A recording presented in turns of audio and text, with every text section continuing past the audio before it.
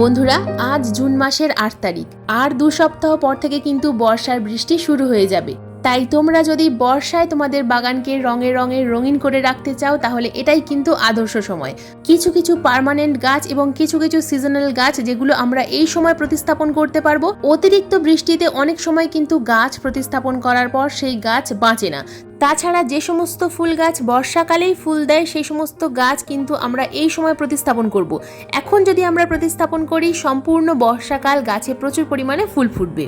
আজকের এই ভিডিওতে বলবো বর্ষাকালে আমরা কোন কোন গাছ প্রতিস্থাপন করব, কোন কোন গাছে প্রচুর পরিমাণে ফুল ফুটবে বর্ষাকালে, এবং ভিডিও শেষে বলবো বর্ষার আগে আমরা আমাদের বাগানে কিভাবে পরিচর্যা করব, কোন কোন কাজ বর্ষার আগে সেরে ফেলতে হবে, কোন কোন পরিচর্যায় সম্পূর্ণ বর্ষাকাল আমাদের বাগানে প্রত্যেকটা গাছ ভালো থাকবে।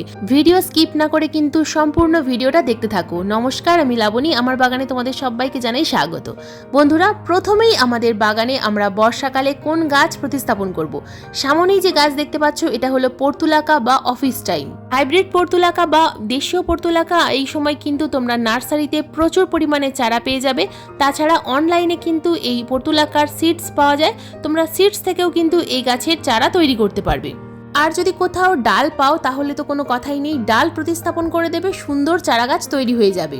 বনসাই টব নির্বাচন করবে, তাহলে এই গাছ চারিদিকে ছড়িয়ে যাবে এবং ডালপালা যত বিস্তার করবে গাছে প্রচুর পরিমাণে ফুল ফুটবে।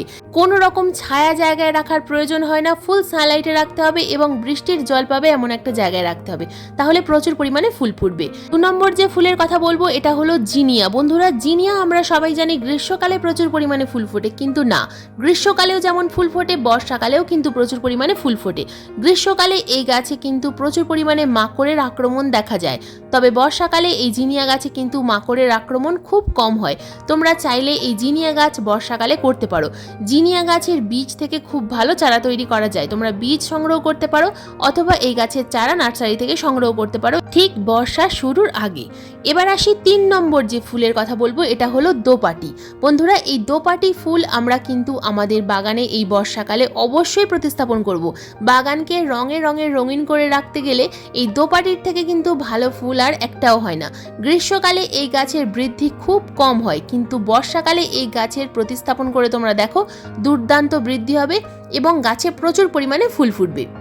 ৪ নম্বর ফুল হলো সূর্যমুখী। বন্ধুরা, গ্রীষ্মকালে যদি তোমরা তোমাদের বাগানে সূর্যমুখী গাছ লাগিয়ে থাকো, তাহলে সেই সূর্যমুখী ফুল যখন শুকিয়ে যাবে, সেই শুকিয়ে যাওয়া ফুলের মধ্যে থাকবে বীজ। তো সেই বীজ থেকে তোমরা কিন্তু আবারও নতুন করে চারা তৈরি করতে পারবে এবং সেই নতুন চারা থেকে কিন্তু আবার বর্ষাকালে প্রচুর পরিমাণে ফুল ফুটবে। তো যখন দেখবে ফুলগুলো এরকম শুকিয়ে গেছে, তখন এইগুলোর মধ্যে থেকে তোমরা ছোট ছোট বীজ সংগ্রহ করবে। তো সূর্যমুখী ফুল কিন্তু বিভিন্ন ভ্যারাইটির হয়, তো তোমরা যে কোনো সূর্যমুখীর বীজ সংগ্রহ করতে পারো, নার্সারি থেকে সংগ্রহ করতে পারো অথবা অনলাইন থেকে। তো এই সূর্যমুখী বীজ থেকে চারা তৈরি করো এবং বাগানে প্রচুর পরিমাণে ফুল ফোটাও। ৫ নম্বর ফুল। বন্ধুরা, ৫ নম্বর ফুল হলো কসমস। কসমস ফুল আমরা বিভিন্ন কালারের দেখে থাকি, ডাবল পেটাল, সিঙ্গেল পেটাল। তা বর্ষাকালে সব থেকে বেশি দেখা যায় হলুদ কালার। এই হলুদ কালারের তোমরা কিন্তু কসমস নার্সারি থেকে চারা কিনে আনতে পারো, অথবা কোথাও যদি তোমরা ডাল পাও, তাহলে এই গাছের ডাল থেকে কিন্তু খুব সুন্দর চারা তৈরি করা যায়। বালির মধ্যে এই গাছের ডাল প্রতিস্থাপন করে রাখবে, দুর্দান্ত চারা গাছ তৈরি হবে। তো আমার দেখো বাগানে কিন্তু অলরেডি বড় বড় গাছ হয়ে গেছে, তো এই গাছে কিন্তু কয়েকদিনের মধ্যেই কুঁড়ি চলে আসবে। তো এই গাছকে কিন্তু পিঞ্চিং এর মাধ্যমে ঝোপালো করতে হয়, যত বেশি পিঞ্চিং করবে গাছ তত বেশি ঝোপালো হবে। তো এই সময় যদি তোমরা এই কসমস গাছের চারা প্রতিস্থাপন করতে পারো, বর্ষার আগে তোমরা গাছ যদি ঝোপালো তৈরি করে নিতে পারো, গাছে কিন্তু প্রচুর পরিমাণে ফুল ফুটবে। এবার আসি পার্মানেন্ট ফুলের কথায়। পার্মানেন্ট ফুল হলো অ্যালামন্ডা। ৬ নম্বর ফুল অ্যালামন্ডা। বন্ধুরা, এই অ্যালামন্ডার ভিডিও আমি কিন্তু আমার চ্যানেলে দিয়ে থাকি প্রায়। যদি তোমরা এই অ্যালামন্ডা গাছ এখনো পর্যন্ত নার্সারি থেকে না এনে থাকো, তাহলে এই অ্যালামন্ডা গাছ এই বর্ষার আগে নিয়ে এসো। অ্যালামন্ডা গাছে প্রচুর পরিমাণে ফুল ফোটে বর্ষার সময়। বৃষ্টির জল পেলেই এই গাছে কিন্তু প্রচুর পরিমাণে কুঁড়ি আসে।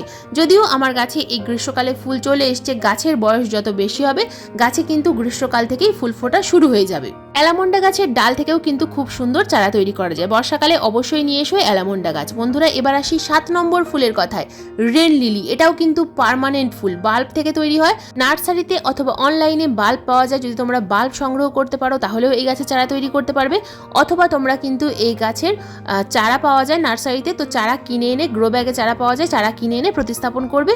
অসাধারণ ফুল ফোটে, কোনো রকম যত্ন পরিচর্যা না করলেও কিন্তু প্রচুর পরিমাণে ফুল ফোটে। তবে যদি গাছে ফুল কম হয় সেক্ষেত্রে তোমরা কিন্তু এই গাছের পাতাগুলোকে কেটে দেবে। পাতাগুলো কেটে দিলে তোমরা কিন্তু কয়েকদিনের মধ্যেই লক্ষ্য করতে পারবে গাছে প্রচুর পরিমাণে স্টিক আসছে। অনেক সময় তো দেখা যায় যে গাছে পাতার থেকেও বেশি ফুল ফুটে আছে। 8 নম্বরে আছে আরও একটা পার্মানেন্ট ফুলের গাছ, এটাও তোমরা সবাই জানো, অত্যন্ত সুগন্ধযুক্ত ফুল, জুঁই বা বেলি। জুঁই বা বেলি কিন্তু বিভিন্ন প্রজাতির হয়। এখন অনেক ধরনের জুঁই বা বেলি গাছ পাওয়া যায় নার্সারিতে, তো স্টার বেলি, বুদ্ধ জুঁই, বিভিন্ন ধরনের জুঁই গাছ পাওয়া যায়। তো তোমরা তোমাদের পছন্দ অনুযায়ী গাছ নিয়ে এসে বাগানে প্রতিস্থাপন করো। টবে অথবা জমিতে প্রচুর পরিমাণে ফুল ফোটে। সন্ধ্যার সময় এই গাছে ফুল ফোটে, সারা রাত ফুল থাকে, সকালবেলা ফুল ঝরে যায়। সারা রাত অত্যন্ত সুগন্ধে বাগান মাতিয়ে রাখে। বুদ্ধ জুঁই লতানো প্রজাতির হয়, আর স্টার বেলি বা যে কোনো অন্যান্য বেলি ঝোপালো প্রকৃতির হয়। তাই তোমরা যে কোনো গাছ এনে বাগানে প্রতিস্থাপন করতে পারো। এবার আসি 9 নম্বর পার্মানেন্ট ফুলের কথায়, এটা হলো জবা। আমরা তো সবাই জানি জবা গাছ আমরা আমাদের বাগানে সবাই প্রতিস্থাপন করি। যদি এখনো পর্যন্ত কেউ জবা গাছ প্রতিস্থাপন করে না থাকো, অথবা বিভিন্ন কালারের বা হাইব্রিড ভ্যারাইটির জবা গাছ, এগুলো তোমরা কিন্তু বর্ষাকালে প্রতিস্থাপন করতে পারবে। তো বিভিন্ন ধরনের জবা গাছ নার্সারিতে পাওয়া যায়, তোমরা ফুল দেখে সবসময় জবা গাছ কেনার চেষ্টা করবে। সবসময় এমন একটা গাছ পছন্দ করবে যে গাছের মধ্যে 3টে অথবা 4টে ডাল আছে, কাণ্ডটা মোটা, এই ধরনের গাছ কেনার চেষ্টা করবে। কখনোই সরু একটা ডালের গাছ নেবে না, তাহলে কিন্তু অনেক সময় এনে প্রতিস্থাপন করার পর গাছটা ধীরে ধীরে মারা যায়। জবা আমাদের বাগানের পার্মানেন্ট একটি ফুলের গাছ। যেগুলো হাইব্রিড ভ্যারাইটির জবা সেগুলো শুধুমাত্র শীতকালে ফোটে।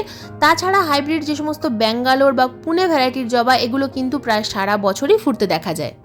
বাগানে সারা বছর ফুল ফোটাতে চাইলে জবা অবশ্যই প্রতিস্থাপন করার চেষ্টা করো। এবার আসি 10 নম্বর ফুল, রঙ্গন।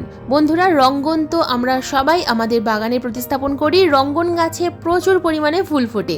সাদা, লাল, হলুদ, গোলাপি বিভিন্ন কালারের কিন্তু রঙ্গন গাছ পাওয়া যায়। বাগানে কোনো রকম যত্ন ছাড়াই রঙ্গন গাছে প্রচুর পরিমাণে ফুল ফোটে। সামান্য খাবার, মাসে একবারও যদি তোমরা মিশ্র খাবার প্রয়োগ করো তাহলেও কিন্তু কোনো রকম খাবার আর প্রয়োগ করার প্রয়োজন হয় না, প্রচুর মাত্রায় ফুল ফোটে। যদি তোমাদের বাগানে এই রঙ্গন গাছ না থাকে, তোমরা কোথাও থেকে এই গাছের ডাল সংগ্রহ করে এই বর্ষায় কিন্তু প্রচুর পরিমাণে চারা তৈরি করতে পারবে। তার কারণ বর্ষাকাল হলো রঙ্গন গাছে ফুল ফোটার আদর্শ সময়, আর এই গাছে যখন গ্রোথের সময় হয় সেই সময় কিন্তু এই গাছের চারা তৈরি করতে হয়। যে কোনো গাছে যখন গ্রোথের সময় হয় তখনই সেই গাছের ডাল থেকে চারা ভালো তৈরি হয়। আর বর্ষাকালে যেহেতু আবহাওয়ার মধ্যে আর্দ্রতা থাকে, যে কারণে যে কোনো গাছের ডাল থেকে কিন্তু খুব সহজেই চারা তৈরি করা যায়। বন্ধুরা, এবার আসি 11 নম্বর ফুলের কথায়, এটা হলো অপরাজিতা। অপরাজিতা তো আমাদের সবার বাগানেই থাকে। অপরাজিতা ফুলের চাও কিন্তু আমরা অনেকেই পান করে থাকি। অপরাজিতা ফুল পুজোর কাজে ব্যবহার করা হয়। বন্ধুরা, অপরাজিতা ফুল আমাদের বাগানের কিন্তু একমাত্র নীল রঙের ফুল। অপরাজিতা সিঙ্গেল পেটাল, ডাবল পেটাল, নীল, সাদা, গোলাপি বিভিন্ন কালারের পাওয়া যায়।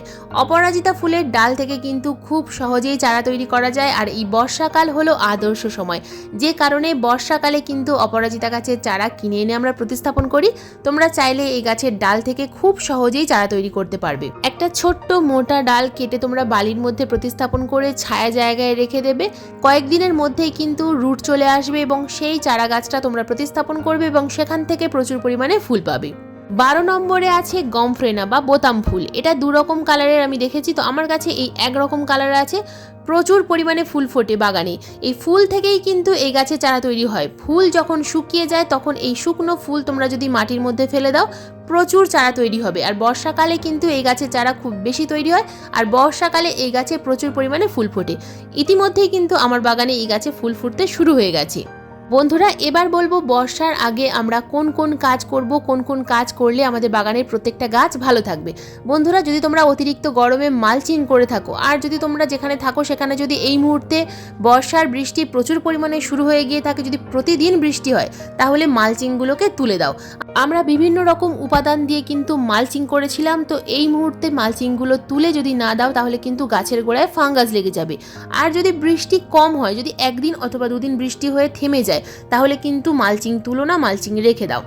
এছাড়া এর পরবর্তী যে কাজটা করতে হবে, সরাসরি কোনো রকমভাবে ছাদের ওপর বা মেঝের ওপরে টব রাখবে না, তাহলে কিন্তু জল নিচের দিকে ড্রেনেজ হোলের মুখ বন্ধ হয়ে যাবে, জল বাইরে যাবে না, যার ফলে কিন্তু গাছের শিকড় পচে যাবে। তাই সব সময় কোনো উঁচু জায়গায় স্ট্যান্ডের উপরে টবগুলো রাখার চেষ্টা করো। ড্রেনেজ হোলের মাধ্যমে মাটি কিছুটা বাইরে বেরিয়ে যায় এবং নিচের দিকের মুখ জাম হয়ে যায়, যার ফলে উপর থেকে জল কিন্তু আর অনেক সময় পাস হয় না। তাছাড়া বর্ষার আগের আরও একটা গুরুত্বপূর্ণ কাজ হলো, যদি টবের ড্রেনেজ সিস্টেম ঠিক না থাকে তাহলে সেই গাছকে কিন্তু বর্ষার আগে রিপোর্ট করে ফেলো। বর্ষার আগে যদি রিপোর্ট করতে না পারো তাহলে কিন্তু বর্ষায় সেই গাছের মারা যাওয়ার সম্ভাবনা 100% থাকে। এরপর যে কাজটা করতে হবে, গাছের গোড়ায় যদি প্রচুর পরিমাণে আগাছা থাকে সে আগাছাগুলোকে তুলে ফেলো, কারণ বর্ষায় কিন্তু আরও বেশি আগাছা তৈরি হবে। টবের মাটিকে ফাঙ্গাস মুক্ত রাখো। বর্ষার আগে অবশ্যই টবের মিডিয়াতে ট্রাইকোডার্মা ভিরিডি 1 চামচ করে প্রয়োগ করো। ট্রাইকোডার্মা ভিরিডি প্রয়োগ করা থাকলে গাছের গোড়ায় কিন্তু ফাঙ্গাস প্রবলেম হবে না।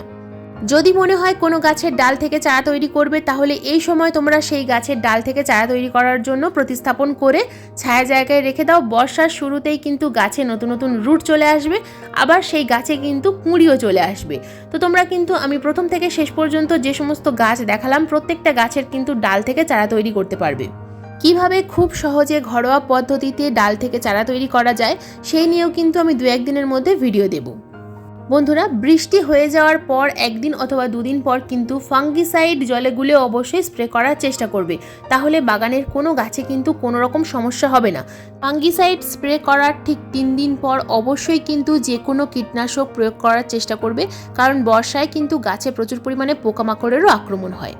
তো বন্ধুরা, এই ছিল বর্ষার আগে কয়েকটা পরিচর্যার কথা এবং বর্ষায় কি কি ফুলের গাছ তোমরা প্রতিস্থাপন করতে পারবে সেই নিয়েও কিন্তু ডিটেলসে আলোচনা করলাম। এছাড়াও আরও গাছ আছে, তবে এই গাছগুলোতে বর্ষায় প্রচুর পরিমাণে ফুল ফোটে। আজকের ভিডিও এই পর্যন্তই। আজকের ভিডিও কেমন লাগলো অবশ্যই কমেন্ট করে জানাবে। ভালো লাগলে একটা লাইক করো, শেয়ার করো, হাইপ করো। চ্যানেলে নতুন বন্ধু হয়ে থাকলে চ্যানেলটাকে সাবস্ক্রাইব করে পাশের বেল আইকনটা প্রেস করে দিও। যদি এই রকম বাগান সংক্রান্ত ভিডিও আরও দেখতে চাও তাহলে অবশ্যই চ্যানেলটাকে সাবস্ক্রাইব করে পাশে বেল আইকনটা প্রেস করে রাখবে। ঠিক সন্ধ্যা 6টায় ভিডিও আপলোড করার সঙ্গে সঙ্গে যখনই ভিডিও লাইভ হবে তোমাদের মোবাইল স্ক্রিনে অথবা কম্পিউটার স্ক্রিনে ভিডিও নোটিফিকেশন পৌঁছে যাবে। তো আজকের এই ভিডিওটা সম্পূর্ণ মনোযোগ দিয়ে দেখার জন্য তোমাদের সবাইকে জানাই অসংখ্য অসংখ্য ধন্যবাদ।